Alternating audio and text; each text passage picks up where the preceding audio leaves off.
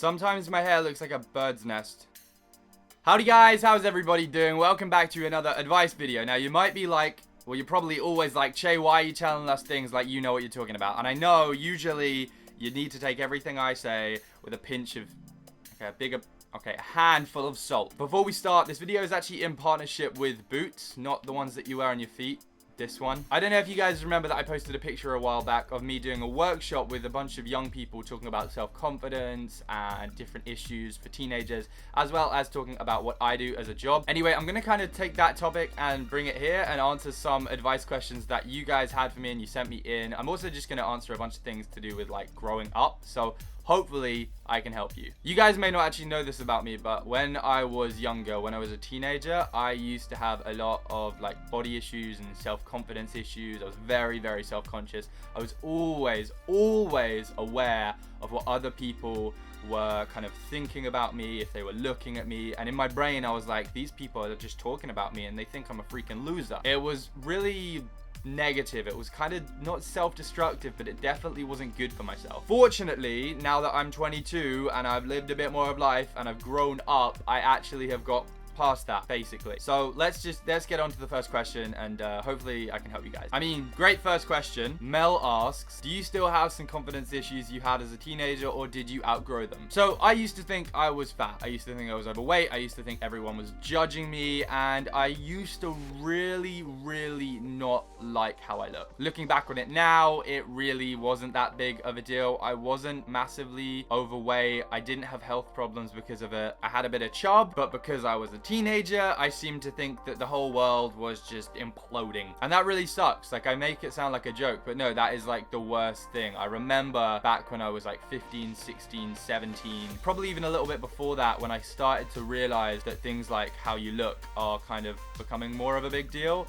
And I was like, this sucks, because other people don't have this issue. And it was like one of the biggest things in my brain for probably like a solid 5 years of, this isn't okay, what the hell, what is wrong with me? And that is a really negative way to look at it. God, I'm gonna try and go throughout this video without saying any cliches. For example, I'm not gonna say everybody's different, because that, god damn it, I'll probably get copyright strikes for that. Look, no one is the same. Seriously, no one is the same. All body types are different. Yours is not weird or wrong, or it's not bad. Don't think of it as bad. Now, to answer your question, Mel, because I certainly haven't done it yet, do I still have some of the confidence issues that I used to have, or have I outgrown them? Now, I literally have outgrown them, and by literally, I mean I grew. So I got a lot taller. As you guys know, I'm like 6'1.5" now, or 6'2". I'm basically 6'2", and that really helped for my weight, because it kind of distributed it more because I was taller, which was really good for me. But it also didn't mean that I was like fully self-confident at that point. I had to work on it. I had to teach myself to not hate my body, which I think everyone should do. Do I still have some self-confidence issues? Yeah, of course I do, but I'm pretty sure that everyone always will, and I don't think you're ever going to outgrow them fully. I think you'll just come to realize that they don't matter as much as they used to. For example, I don't think about them every day now. I don't constantly think, god damn it, why is everybody looking at me? Are they judging me? Are they thinking that I look horrible? I'm not thinking that anymore. All right, here's a really good bit of advice, and it's mine, so I'm really happy that I came up with it. Experience in doing things in life will make you more confident. There. Aaron asks, do you have any tips on being more confident in my skin, Che? Stop looking at beauty magazines or beauty blogs and thinking that that is the standard. Something I wish I learned when I was younger is that the world is not what you perceive it to be in the media. You watch TV, you watch stuff on the internet, you watch movies, you read articles, and you see pictures on blogs. Those people, first of all, are like ridiculously fit. Like, they work out freaking 20 hours a day. That's not even possible. You'd be dead. And then also, you're forgetting the fact that they're goddamn Photoshop. God, it infuriates me. Society as a whole is trying to make you feel like you need to look better. You look great. Be confident in you. Be that how you look, how you are to friends. How, you know what? That actually brings me to another point, that people kind of think that there's like two things. Are they smart? Are they funny? Do they look good? Do you know how many different goddamn qualities there are in people? How do they treat people that they just met? How do they treat their friends? How much do they care about other people and what is going on around them? Are they an honest person? Will they reach out to someone when they know that person's down? And the list goes on and on and on and on. Seriously, there's no one quality that a person can have that can make them like the best person in the world. Because if somebody looks great, but all their other qualities are absolutely shit, that person isn't a good person. Feel confident in you and you will feel confident in your skin. Emma asks, how do you not feel self-conscious and like everyone's looking at you when you get 15,472,584 spots? I'm amazing. So first of all, every freaking person in the world gets spots. I don't care if you're Kim Bob Kardashian, if you're Kylie Jennifer Aniston, if you're George Clooney, my knee hurt, or Matty from the 1976.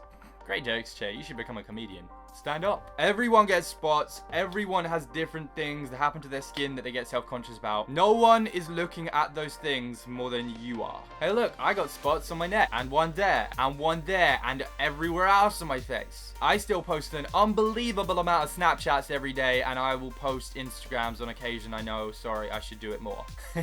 I record a lot of videos every week. You guys know this. I upload so much, and for the most part, I think most weeks, I never put anything on my face to cover anything up. Today, I am actually breaking that rule. I actually have some BB cream on my spots. The BB cream's like I think it's like a concealer. See, I have no idea when it comes to this stuff. Sometimes you're just not feeling it. You're not feeling maybe the fact that you have a bunch of spots and you're like, this sucks. So you want to put something over it. That's totally okay. I'm not about those people that are like, oh no, you're beautiful, you shouldn't cover it up. Because yeah, if you feel really self-conscious that day and you're not feeling it and you want to put it on, then you put that stuff on. But what I would say is that most people are not gonna even care whatsoever if you have spots or a mark or anything on your face. Most people are not walking around looking at the spots on your face, the mark on your neck, and being like, look at that person, they have those things on them. Because they're way more worried about themselves, just like you are. Number two, and possibly the best piece of advice I have ever heard, is that if someone is judging you for having a spot on your face, right? How ridiculous is that? That person's opinion does not matter. It shouldn't do, because they're just ridiculous. They can go deal with their own things. Go away. No one cares. You're fine. It happens to everyone. Seriously, you look great. I look great too. I look amazing, actually. Way better than everyone else. Freddie asks, how do you stop comparing yourself to other people? Well, I kind of just answered that question, but Freddie, comparing yourself or what you're doing to other people isn't necessarily a bad thing. If you look at what other people are doing and you go, that's really cool. I would love to be doing something similar, or I would love to be as successful as that person, or doing something in a similar way, or behaving in such a good way because that person's a really good role model. Not a bad thing. But if you are looking at people and being like, why do I not have eyebrows like that? Why do I not look as good as that person? Why do I not have as many friends as that person? Something like that, anything like that, then that is a negative way to look at it. You are literally you. You are not them. See that person? Yeah, you can see him because you're using your freaking eyes. Something I would equate it to, and you might not see the similarity, but I definitely do, is people constantly talking about people in the public eye. Celebrities, whatever, stuff like that. Just news that really isn't fulfilling you in any way apart from gossip. I try my hardest to cut that out of my life because it's really not helping me whatsoever. In the same way, comparing yourself to other people for the most part is not gonna help you whatsoever. It's just gonna make you think that you are worse than you are. It's gonna make you try and go for something that isn't you, and it's gonna waste your time. Tia asks, what did you find was the hardest challenge with confidence as a teenager? The hardest challenge for me was not knowing what the standard was, what everyone was supposed to be, if I was at that standard, if other people were thinking I was not. I mean, I've already said it, there is no standard. The standard is the world. You know what? Here's a really good example. You could be the most beautiful person in America, and then you could go to another part of the world and they could be like, yeah,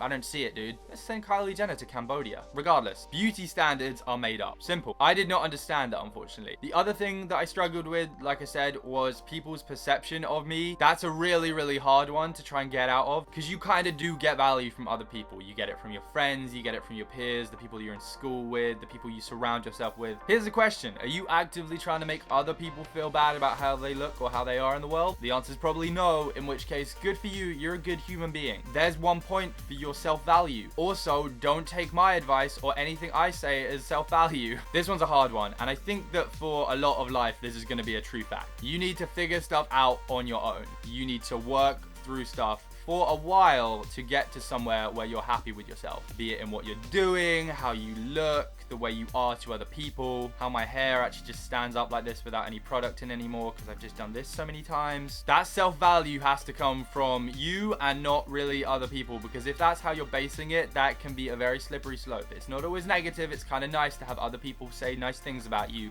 but you can't base it entirely off that. I really hope these aren't just cliche things that you've already heard and they are actually helping somewhat, because I feel like I'm probably coming from maybe a slightly different perspective, so hopefully it's helping a little bit. Whoop, whoop. The roof is not my son, but I will raise it. Alright, some more lighthearted, less confidence-based issues. Anke says, what is some good music to listen to when you're stressed out about school? And Anika, real similar name, says, how did you go through the struggle of exams? Gonna kind of merge these two together because I think they have some similarity. Exams for me, when I did them at secondary school, which is high school for Americans, it's kind of when you're like 16 is when you take the exams for the rest of the world. I did not do great. I've said this before, I'll say it again probably. I really didn't do great. I didn't revise whatsoever. I like to think that I'm not a stupid person. I like to think most people aren't stupid, to be honest with you. I think people that are stupid are just people that aren't willing to change. So I didn't do great in my exams, right? And that sucked. I was really demoralized after that. I thought that my life was just done. Of course, it wasn't. I went to college. I did really, really well at college, and now I am doing this, which has no relation to education.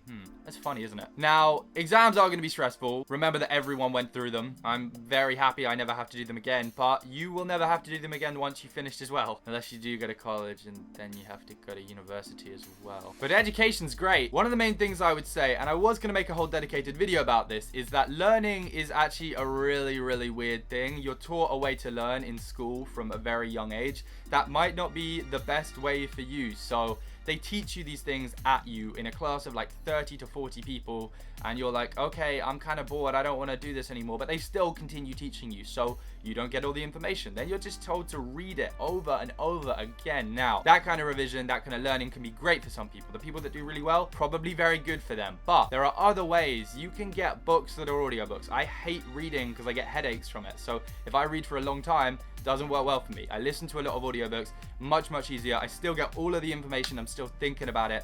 And it's actually usually quicker, for me at least. Anyway, there's other things you can do when you're revising, when you're doing exams, when you have to build up to that. You can do stuff like, and I know it's really simple, but doing a massive mind map is much more visual.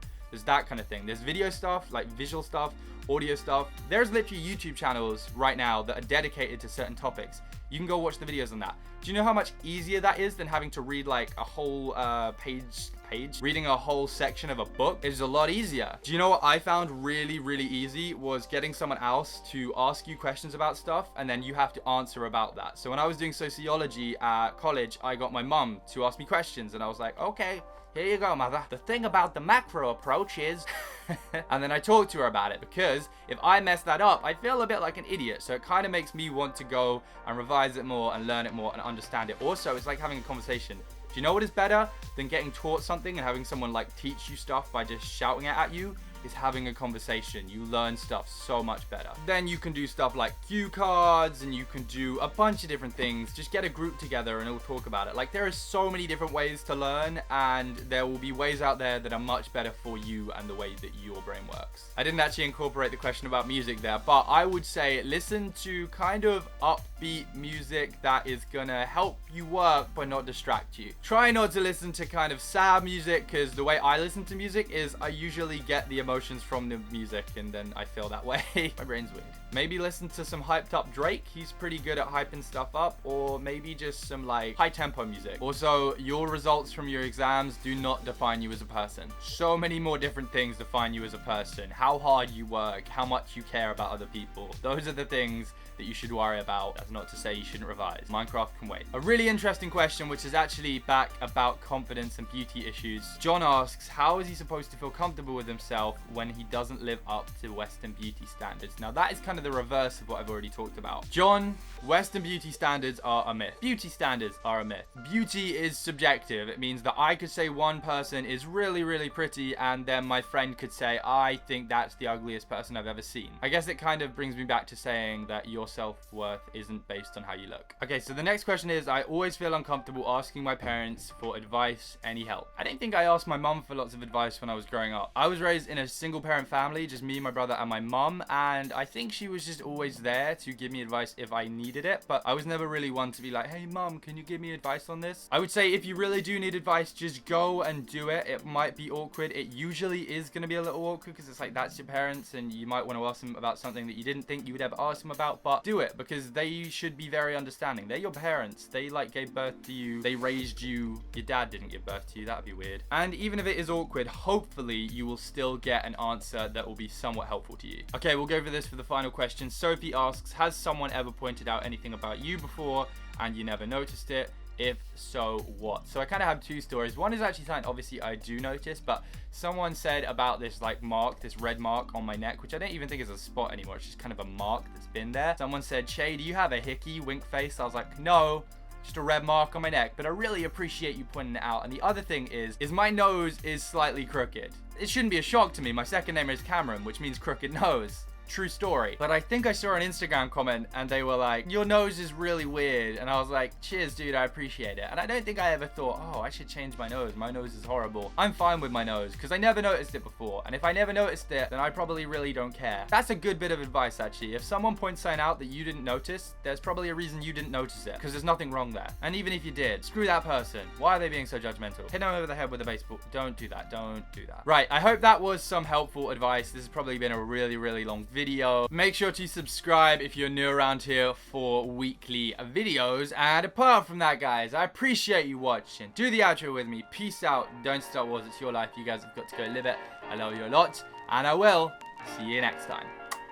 Ciao.